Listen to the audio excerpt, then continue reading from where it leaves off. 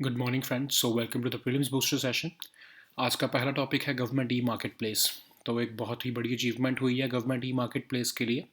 2021-22 का जो हमारा फाइनेंशियल ईयर है उसमें गवर्नमेंट ई मार्केट प्लेस से गवर्नमेंट डिपार्टमेंट्स ने या स्टेट गवर्नमेंट्स, चाहे सेंट्रल गवर्नमेंट हो चाहे लोकल बॉडीज़ हो, उन्होंने टोटल मिलाकर ऑलमोस्ट 1 लाख करोड़ रुपए की प्रोक्योरमेंट कर डाली है। ठीक है, तो इससे हमें पता लग रहा है कि एफिशिएंसी आ रही है, ट्रांसपेरेंसी आ रही है। जो गवर्नमेंट सामान खरीदती है उसमें एक तरह से ट्रांसपेरेंसी आ रही है, करप्शन के चांसेस कम हो रहे हैं क्योंकि सारा जो है वो ऑनलाइन परचेज हो रहा है, तो सबके सामने वो एक तरह से डीलिंग हो की जा रही है। ठीक है, तो इसमें जो है टेंडरिंग वगैरह का कोई चक्कर नहीं है, आपको कुछ भी टेंडरिंग करने की ज़रूरत नहीं। जैसे अमेजोन से परचेज़ करते हो, फ्लिपकार्ट से परचेज़ करते हो, वैसे ही गवर्नमेंट जो डिपार्टमेंट्स वो परचेज़ कर रहे हैं आपके गवर्नमेंट ई मार्केट प्लेस से। तो ये सबसे बेस्ट सिस्टम है ना, क्योंकि नहीं तो आपके जो है किसी भी तरह के गुड्स या सर्विसेज की सप्लाई में गवर्नमेंट में उसमें सबसे ज़्यादा करप्शन होता है, तो उसका सोल्यूशन जो है वो गवर्नमेंट ई मार्केट प्लेस है। तो इस साल हमें 160% ग्रोथ देखने को मिली है गवर्नमेंट ई मार्केट प्लेस में। तो 43,000 करोड़ रुपीज़ की जो प्रोक्योरमेंट है वो आपके सेंट्रल पब्लिक सेक्टर एंटरप्राइजेज ने किया है। तो जो कि आपका अमाउंट बना 43% के आसपास जो है सारी procurement central public sector units ने किया है। स्टेट्स ने भी इसमें बहुत अच्छा पार्टिसिपेशन दिखाया है। 30% जो है कंट्रीब्यूशन टोटल जो है, मतलब 30,000 करोड़ का जो है वो लगभग प्रोक्योरमेंट जो है वो स्टेट्स ने गवर्नमेंट ई मार्केट प्लेस से किया है। जो टोटल जितने भी सप्लायर्स थे गवर्नमेंट को, उसमें से 50% जो सप्लायर्स थे वो आपके स्मॉल इंडस्ट्री थी, एमएसएमई यूनिट्स थे। ठीक है, तो ये भी एक बहुत बड़ा अच्छी एक सिग्नल है कि हमारी जो है स्मॉल स्केल इंडस्ट्री को जब बिजनेस मिलता है तो उससे एम्प्लॉयमेंट जनरेशन होता है। और ये जो आपके एमएसएमई यूनिट्स थे उसमें उससे अलावा रादर मतलब टोटल जो 1 लाख करोड़ की जो आपकी सेल हुई है उसमें से 6% जो है वो कंपनीज से प्रोक्योरमेंट की गई है, या वो ऑर्गेनाइजेशंस वो जो है बिजनेसेस से प्रोक्योरमेंट की गई है जो कि फीमेल एंटरप्रेन्योर्स द्वारा हेड किए जाते थे। ठीक है, तो ये बहुत ही अच्छी डेवलपमेंट्स हमको देखने को मिल रही हैं।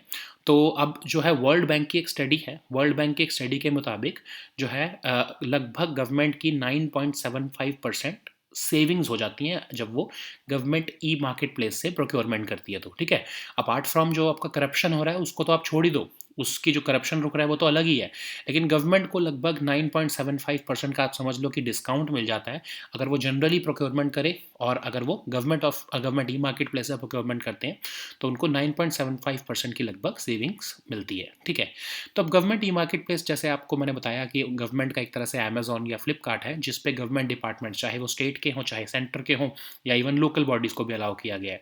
तो उनकी जो आपकी पब्लिक सेक्टर यूनिट्स होंगे गवर्नमेंट सेंट्रल लेवल के या फिर इवन स्टेट लेवल के, वो भी इससे प्रोक्योरमेंट कर सकते हैं। वो जाएंगे, इस पे अलग अलग सेलर्स जो हैं वो अपने आप को रजिस्टर करते हैं कि हम ये बेचेंगे, हम समझ लो टेबल बेचेंगे, हम समझ लो चेयर बेचते हैं, हम कंप्यूटर बेचते हैं। तो कोई भी गवर्नमेंट डिपार्टमेंट, समझ लो कोई इरीगेशन डिपार्टमेंट किसी स्टेट गवर्नमेंट का है, अगर उनको टेबल चेयर परचेज करना है तो वो गवर्नमेंट ई मार्केट प्लेस पर जाएंगे और नॉर्मल जैसे आपकी शॉपिंग होती है वैसे वो शॉपिंग कर लेंगे, है ना। तो ये सबसे बेस्ट सोल्यूशन है, इसमें करप्शन का कोई चांस नहीं है, आप किसी को फेवर नहीं कर सकते इसमें, क्योंकि जो भी सबसे सस्ता मिलेगा आप, या फिर जो भी आपकी रिक्वायरमेंट के हिसाब से पूरा हो रहा होगा उसको आप जो है वो परचेज कर लोगे उससे। सारी ट्रांजैक्शंस भी जो है वो ऑनलाइन जा रही हैं, तो इसमें करप्शन का जो है वो बहुत ही कम चांस हो जाता है कि इसमें करप्शन होगा। ठीक है, सो एक तरह से ट्रांसपेरेंट है, एफिशिएंट है, और पब्लिक प्रोक्योरमेंट में स्पीड भी आ जाती है। ठीक है, वरना तो क्या होगा, बिल जनरेट करो, फिजिकल बिल आपको लेके जाना है, ये सारी जो आपके जो झंझट में फंसने से अच्छा ऑनलाइन आपकी पब्लिक प्रोक्योरमेंट हो जाती है, वो की जो कि स्पीड में होती है। ठीक है, तो अब जो है इससे ट्रांसपेरेंसी भी आ रही है, एफिशिएंसी भी आ रही है, क्योंकि बहुत ही कम within a matter of minutes जो है प्रोक्योरमेंट प्रोसीजर हो जाता है, सिक्योर और सेफ भी है, और गवर्नमेंट की सेविंग्स भी हो रही हैं। तो ये हमारा गवर्नमेंट ई मार्केट प्लेस का जो मॉडल है ये हमारे लिए बहुत अच्छा एक तरह से मॉडल है, जो कि हमारी जो पब्लिक लेवल पर या गवर्नमेंट लेवल पर जो आपकी प्रोक्योरमेंट्स होती हैं उसमें जो करप्शन को जो है वो रोकने के लिए ये गवर्नमेंट ने एक जो है वो निकाला था। ठीक है, सो नेक्स्ट हमारा टॉपिक है वर्ल्ड ट्यूबरकुलोसिस डे। तो आपको पता है 24 मार्च को ट्यूबरकुलोसिस डे मनाया जाता है ताकि पब्लिक में अवेयरनेस जनरेट की जा सके विद रिस्पेक्ट टू ट्यूबरकुलोसिस।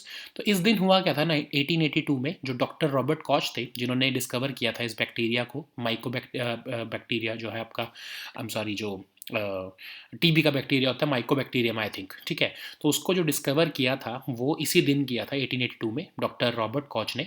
तो उसी दिन को हम सेलिब्रेट करते हैं वर्ल्ड ट्यूबरकुलोसिस डे के नाम पर। इस साल का थीम आपका है invest to end TB save lives. ठीक है, तो जिस तरह से आज के आपको एडिटोरियल में भी दिखेगा।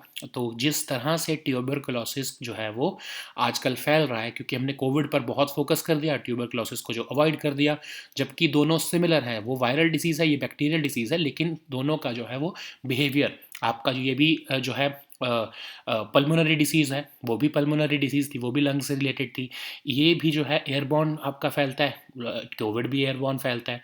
तो कहा जा रहा है कि आने वाले टाइम में ट्यूबरकुलोसिस पैंडेमिक ना बन जाए, तो उसको रोकने के लिए हमको एफर्ट्स लगाने बहुत ज़रूरी है, ठीक है। तो टीबी होता क्या है? तो टीबी आपका माइकोबैक्टीरियम ट्यूबरकुलोसिस जो है उस बैक्टीरिया से होता है, अफेक्ट करता है लंग्स को, और ये लोगों से फैलता है, खासकर एयर से फैलता है। जब लोग कफ कर देते हैं तो बैक्टीरिया एयर में चला जाता है, और लोग जो अगर उसे इनहेल कर ले कोई तो उसको भी हो जाता है।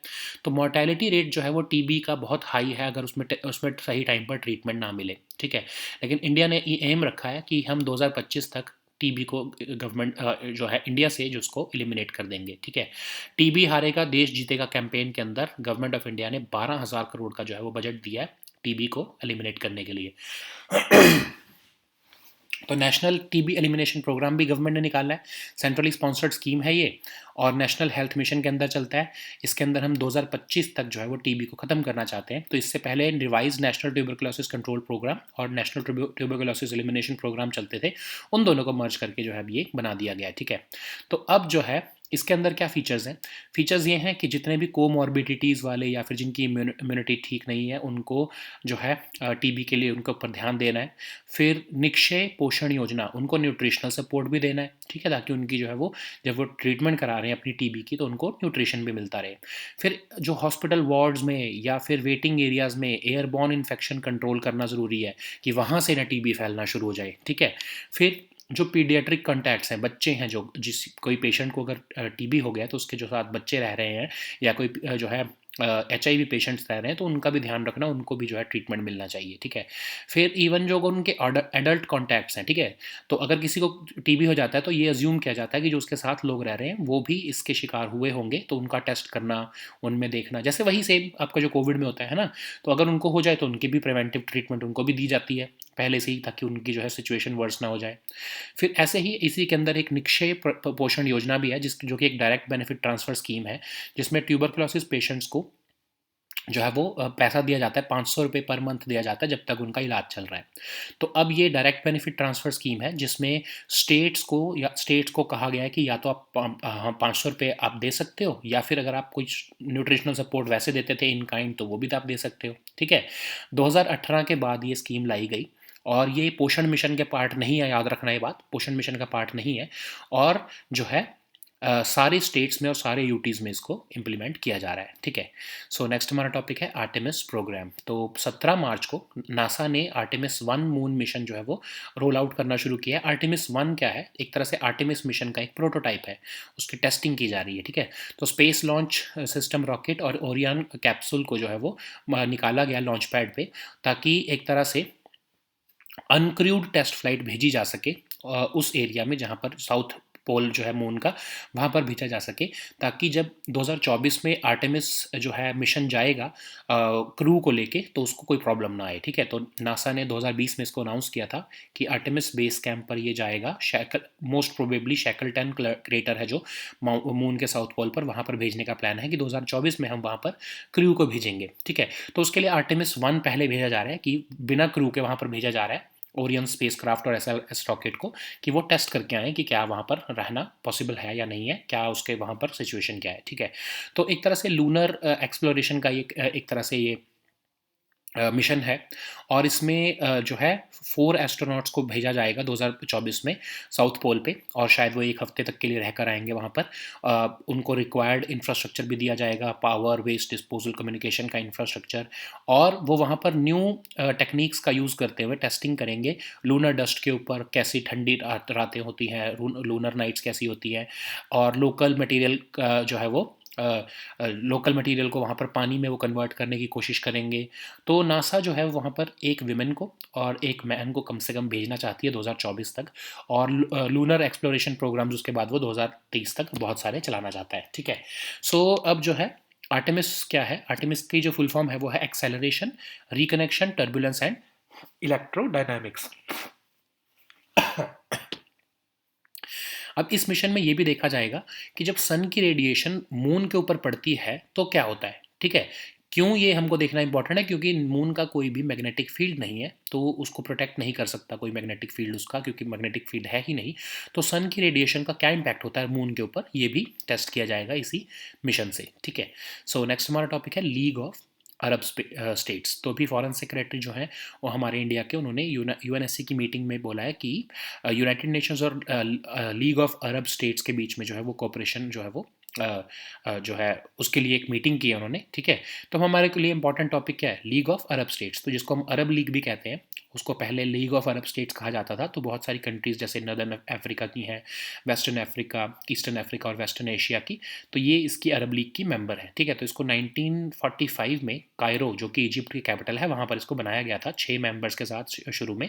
इजिप्ट, इराक, ट्रांसजॉर्डन जिसका नाम अब जॉर्डन है ऑफ कोर्स, फिर Lebanon, Saudi Arabia and Syria, ठीक है। अब करंटली इसके 22 मेंबर्स हैं, लेकिन सीरिया को इसमें जो है वो सस्पेंड कर दिया गया है बिकॉज ऑफ जो वहाँ पर इश्यूज चल रहे हैं। तो 2011 से सीरिया सस्पेंड है, और इसका जो एडमिनिस्ट्रेटिव सेंटर है अरब लीग का वो है Cairo, that is in Egypt. Next हमारा टॉपिक है एबल प्राइज। तो Norwegian academy of science and letters ने एबल प्राइज दिया है 2022 का डेनिस पार्लनल सोलिवान को, ठीक है। तो वो एक अमेरिकन मैथमेटिशियन है जो कि अलजेब्रा, ज्योमेट्री, इन सब एस्पेक्ट्स पे, टोपोलॉजी क्या होती है, ऐसे सर्फेसिस की प्रॉपर्टीज़ को स्टडी करना जो कि डिफॉर्म होने पर जो है वो चेंज नहीं होती, ठीक है। तो उसके ऊपर उन्होंने रिसर्च किया है, तो उसके लिए उनको ये एबल प्राइज़ दिया गया है। तो एबल प्राइज़ क्या होता है, किंग ऑफ नॉर्वे हर साल देते हैं ये एबल प्राइज़, जो कि Norwegian mathematician Niels Henrik Abel के नाम पर पड़ा है। ये हर साल जो है एक आउटस्टैंडिंग मैथमेटिशियन को जो है वो रिकॉग्नाइज करने के लिए प्राइज़ दिया जाता है, ठीक है। So now let us see all these topics in English. So the first topic is government e-marketplace. So government of India has achieved a very remarkable feat because the government e-marketplace has received orders worth 1 lakh crore in the financial year 2021 and 2022. So annual procurement has touched almost 1 lakh crore rupees in this year. Government e-marketplace has seen that almost 57% of the order value came from MSME sector. Okay, so the goods which MSME sector were providing were sold more than the other businesses. Okay, so almost 160% growth has been observed in government e-marketplace procurement as compared to the last financial year. 43,000 crore worth of procurement was done by central public sector units, and state governments also procured about 30% of the total 1 lakh crore rupees. Okay, so 57% of the total business was given to MSME units. So the products which were sold on GEM portal were mostly more than half of them were belonging to the MSME units. That means that it is a good news because MSME sectors generates maximum employment. So about all the 6% of the total procurements were done by businesses which are owned by female entrepreneurs. Okay, so why is it important, why this government e-marketplace has been in news, and why is it very important? Because World Bank study says that whenever the government procures anything from the government e-marketplace, there is an average saving of about 9.75% to the government. Okay, so what is government e-marketplace? So just for you to remember, just consider it as the Amazon or Flipkart for the government. Several sellers are there on this government e-marketplace. Like if you are a seller of a table or a chair or a pen, then you can get yourself registered on the government e-marketplace. And in case, let's say Manipur government department, or let's say any home department of Manipur government wants to procure some furniture for their office, then they can procure it from you. Okay, they will just place the order like like you do on your Amazon or Flipkart account. Then they would do it and you would supply them. Okay, so it is basically an e-commerce platform for the government. Okay, you're not the beneficiary, you are the seller here, and government is the buyer here. Okay, so it is available for all the government departments, irrespective if it is the central government or the state government or even local bodies, and even the public sector units. Okay, so it is very transparent because the entire transaction is going online, and there is no scope of any there is little, or I would say little, scope of any corruption, because the sellers are mostly registered on this platform after due check, and uh, there is little scope of corruption, because you would be able to see the price list of all the products which are being offered on this platform, and based upon that only your department would make a decision about which product has to be acquired. Okay, so it has tools for e-bidding also. Like I'm saying that, let's say Manipur Home Department wants to replace its entire furniture, then it would launch an e-bidding that we want to replace our entire furniture. So just the sellers can bid for it. So the sellers can make e-bidding, and in that case, let's say a supplier from Goa was offering the best price, then that, of course, that bidding would go to the supplier from Goa, and in that case corruption would not be possible. Okay, so reverse auction, demand aggregation, all such facilities are also there on government e-marketplace. So that's why it is a very transparent, efficient, and speedy process. So transparent, that it is online, efficient, because all that this procedure can go on within a matter of few minutes, and the entire process is online. It is also safe and secure. The entire platform is digitally linked, so the payment mechanism, etc., everything is going through a safe mode. Okay, so it also gives savings to the government. Like I've told you, that the World Bank study said that about 9.75% average savings are being made by the government through this platform. Okay, so the next topic is World Tuberculosis Day. So you know that on 24th of March, we celebrate, or we observe, this World Tuberculosis Day, because we want to raise public awareness about the disease of tuberculosis through this very day. So on this very day in 1882, Dr. Robert Koch discovered the bacterium which causes TB. Okay, that is, I think, Mycobacterium. So it was discovered on this very day. That's why we have been observing this 24th March each year as World Tuberculosis Day. So this year the theme is Invest to End TB, Save Lives. Okay, so it's a very good article today that we have covered in our editorial simplified section. It's a very good article. You should read that. It is talking about, and it is comparing how TB and COVID are similar. How we should take action for tackling with the for tackling the tuberculosis crisis that may occur in the next near future. Okay, so TB is basically a bacterial disease, and it affects the lungs mostly, and it spreads when people cough, and the bacteria is expelled into the air, and someone else can inhale it, and that person can also get sick. Okay, so mortality rate from TB is also high, but India wants to eliminate TB by the year 2025. So we have this TB Harega Desh Jitega campaign also. We also have National TB Elimination Program, which is a centrally sponsored scheme, which functions under the aegis of National Health Mission, and it has been this is the erstwhile scheme was revised National Tuberculosis Control Program, but now it has been renamed to National TB Elimination Program.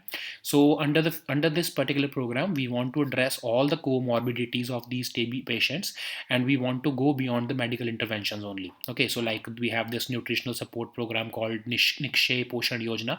We also want to eliminate any chance of airborne infection from the hospital wards or waiting areas. We also want to test and track the pediatric contacts of the TB patients as well as HIV patients, and even the adult contacts also, because they are also susceptible to this disease. Like in COVID also, we check we treat we test the entire family of a COVID patient. The same method is being used for this TB elimination program also. Okay, so this Nikshay Poshan Yojana is a direct benefit transfer scheme for nutritional support to TB patients, and it was launched in April 2018. It is also a centrally sponsored scheme, but of course, just remember that it is not related to Poshan Mission, and it is implemented across the entire country. All states and UTs are implementing it. The patient receives financial incentive of 500 rupees per month until his or her treatment is undergoing in the this any government or private hospital. or medical unit. So it is a direct benefit transfer scheme, and incentives are distributed in cash. And in case some states are distributing the incentives in the form of in kind also, and then that is also allowed. Okay, so now let us see the next topic, which is Artemis program. So recently on 5th 17th of March, NASA rolled out the Artemis 1 moon mission. So Artemis 1 is a prototype mission under which uncrewed mission is being launched to the southern part of the moon, so that a crew mission can be launched before 2024. That is the actual Artemis program. Okay, so Space Launch System and Orion capsule were hurled out to the launch pad by this NASA's Crawler Transport 2 vehicle, and the plan is to have lunar exploration of the Shackleton crater, which is located in the southern part of the moon. Okay, so Artemis will be sending at least 4 astronauts at the South Pole for visits of perhaps a week. I think around 2024, and it will test the new techniques, which will be which and it will this southern pole of moon will act as the site where new techniques for testing lunar dust, cold lunar nights, etc., will be done. Okay, so local materials will also be this program will also try to convert this local material into water, and other technologies will also be explored in this area. Okay, so NASA has a plan that it will land first women and next man on the moon by the year 2024. So that's why Artemis 1 is being sent, which is an uncrewed test flight, and it will basically pave the way for sustainable lunar exploration programs till 2030. Okay, so Artemis stands for acceleration, reconnection, turbulence, and electrodynamics, and the aim is to measure what happens when the sun's radiation hits the moon, because the moon does not have a magnetic field to protect itself. Okay, so the next topic is League of Arab States. So Foreign Secretary of India spoke at UNSC meeting on cooperation between UN and League of Arab States. So you know that League of Arab States is now called Arab League, and it was formed in 1945. It is located in Northern Africa, Western Africa, Eastern Africa, and Western Asia. So initially there were just 6 members: Egypt, Iraq, Jordan, Lebanon, Saudi Arabia, and Syria. But currently it has 22 members, and Syria's participation has been suspended since November 2011 because of the turmoil that is undergoing in that country. Okay, so the administrative center of this Arab League is in Cairo, that is in Egypt. So the next topic is Abel Prize. So Norwegian Academy of Sciences and Letters has awarded this Abel Prize for the year 2022 to American mathematician Dennis Pandel Sullivan. So he was instrumental in research in algebra, geometry, and other dynamical aspects of mathematics.